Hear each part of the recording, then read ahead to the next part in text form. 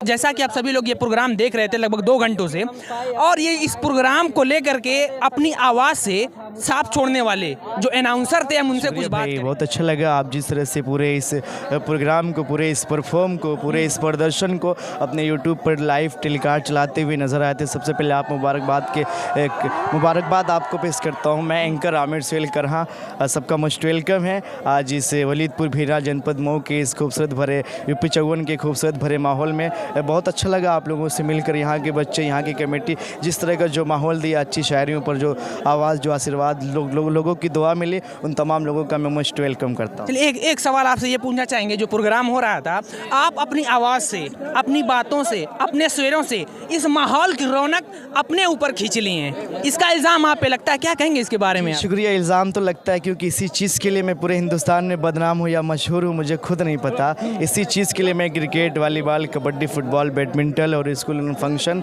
और कवि सम्मेलन की संचालक के, जिसको हिंदी में संचालक बोलते हैं, इंग्लिश में कमेंटेटर और उर्दू में अलाउंसर, निज़ामत के कार्य को अंजाम देता हूँ। तो ये लोगों की दुआ और आशीर्वाद है जो छोटी सी उम्र में मुझे करहा से निकाल कर पूरे हिंदुस्तान और हिंदुस्तान के बाहर भी कमेंट्री करने का मौका मिला है। तो ये आप सबकी दुआओं का नतीजा है। एक वर्ड यूज़ किया है, मैं बदनाम हूँ या मशहूर हूँ, तो मैं कहना चाहूँगा आप क्यों हैं और किस कारण हैं? मैं बस एक अनाउंसर होने के कारण हूँ, क्योंकि लोग मेरी शायरी और मेरे अल्फाज और मेरी कमेंट्री को सुनना पसंद करते हैं। इसी चीज़ के लिए लोग बदनाम हूँ और मशहूर भी हूँ। और आपने कहा था आपकी एक शायरी है, वो कौन सी शायरी आप जो कहे थे कि मिलियन में व्यूज़ गया है? आपके यूट्यूब माध्यम से भी कहा करता हूँ कि याद जब भी तुम्हें मेरी आए, वक्त थोड़ा सा खर्च कर लेना।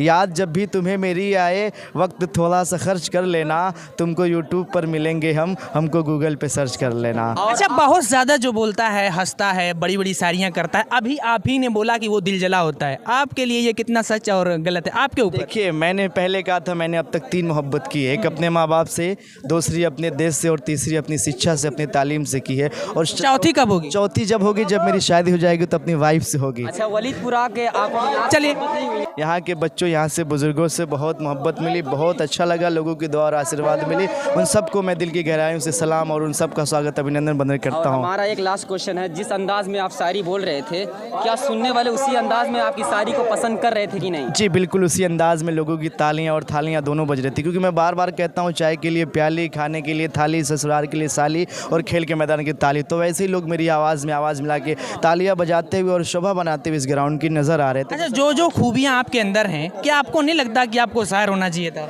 जी, सब कुछ ऊपर वाला नहीं देता। अगर सब कुछ मिल जाए ज़िंदगी में तो फिर जीने की तमन्ना किसकी करोगे? कुछ अधूरी ज़िंदगियाँ जो जीने का मज़ा देती है, ये किसी ने 4 लाइनें कही थी। तो चलिए, शायरी वो अपनी जगह है, लेकिन ऊपर वाले ने मुझे संचालक के साथ साथ शायरी बोलने का हुनर दिया है। तो ऊपर वाले का भी बहुत बड़ा, कहीं ना कहीं ऊपर वाले भी मेहरबान हैं, जो मुझ इस जैसे छोटे नाचीज़ को इतने बड़े मंच पर आने का सौभाग्य प्राप्त हुआ। तो मैं कहीं ना कहीं खुश नसीब। चलिए, बहुत बहुत स्टूडेंट हैं जो अपनी आवाज़ में जादूगर चल जाने, आवाज़ का जादूगर।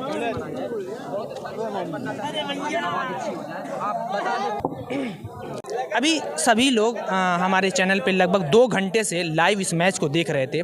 तो पहली चीज़ ये कि ये जो खेल था हमारे लिए, यहाँ नगर पंचायत के लिए खेल जो है बिल्कुल नया था। तो लोगों को पहली बात तो ये खेल को समझने में काफ़ी दिक्कत हुई। दूसरा जो है, जो रिज़ल्ट, इस खेल का रिज़ल्ट क्या रहा, वो भी अभी बहुत से लोगों को पता नहीं है। तो इस खेल को और बारीकी से नज़र रखने वाले हमारे मास्टर साहब, हम उनसे थोड़ा जानने की कोशिश करेंगे। मास्टर साहब, ये जो आज का खेल हुआ, इसका रिज़ल्ट क्या रहा? सबसे पहले तो यही चाहेंगे कि आप बताएं। रिज़ल्ट तो अभी बताऊंगा, लेकिन उससे पहले मैं ये कह दूं कि ये खेल फ़न हर्ब व ज़र्ब और फ़न सिपाहीगिरी ये नया नहीं है। तकरीबन 1400 साल पहले का है ये खेल। और हमारे आका भी जो है इस खेल को मतलब हिस्सा लेते थे, देखते थे, ये साबित है। और ये बहुत ही यानी दिफा के लिए नंबर 1 का ये खेल है। अगर इस फन में माहिर है कोई तो 10 आदमी उसको ज़ेर नहीं कर सकता। और रिज़ल्ट का रहा सवाल, तो रिज़ल्ट तो हालात को देखते हुए जो परमिशन था 12 बजे तक का, 12 बजे तक का वक्त हो गया तो खेल बंद कर दिया गया। कोई ख़ास रिज़ल्ट नहीं इसका निकला। अभी इसकी तशनीगी बाकी है। ये जैसा आज का खेल रहा, अगर यहाँ पे लोगों की उपस्थिति की बात की जाए और लोगों के जोश व जुनून की बात की जाए, उस नज़रिए से ये कामयाब माना जाएगा। तो इससे ये साबित होता है कि यहाँ की जनता, जो नगर पंचायत की जनता है, किसी भी चीज़ में जब दिल लगा लेती है अपना तो उसे कामयाब करती है। Exactly. तो यही जो लगन है, यही जज्बा जो है वो शिक्षा से संबंधित, जो और भी बहुत से बार बार हम ये मुद्दा उठाते हैं, वो कब देखने को मिलेगा? देखिए, ये जज्बा जो ये खेल तो मेरे ख्याल से बहुत ही बेहतर है अपने दिफाई अंदाज के लिए, दिफा के लिए बहुत बेहतर है। लेकिन इसके साथ साथ जो शिक्षा की आप बात कर रहे हैं वो तो बहुत ही ज़रूरी है। बगैर शिक्षा के इंसान जो है अधूरा है, आप जानते ही हैं। तो शिक्षा के मुतालिक जो हमारे नौजवान इतनी ज़्यादा गैदरिंग हो गई और इतने शौक़ व ज़ौक़ से सुन रहे थे, देख रहे थे, तो यही जज्बा अगर तालीम में लगा दें तो हमारे माशरे का, हमारे समाज का, हमारे मुल्क का की हालत बदल जाएगी, हमारी कौम की हालत बदल जाएगी। और इसके लिए हम कोशा हैं और हम तमाम लोगों को ये पैगाम देते हैं कि तालीम से मुताल्लिक चाहे किसी भी लाइन से वो पढ़े, वो ज़रूर पढ़े, आगे बढ़े, हाई एजुकेशन हासिल करे। और हमारे साहब एक आखिरी सवाल, ये जो हमने देखा कि जो अनवारुल हक साहब थे, उनको एक खलीफा की जो उपाधि दी गई, उसके बारे में थोड़ा सा और डिटेल से बताएं, क्योंकि हमें और जो दर्शक हैं हमें वो समझ नहीं पाए कि वो जो उनको उपाधि मिलती है उसके बाद उनका कद कितना बढ़ता है और कितनी जिम्मेदारियां बढ़ती हैं उस पद के प्रति। एक्चुअली फ़न सिपाहीगिरी से मुताल्लिक जो उस्ताद होते थे हमेशा से उनको खलीफा की उपाधि दी जाती थी।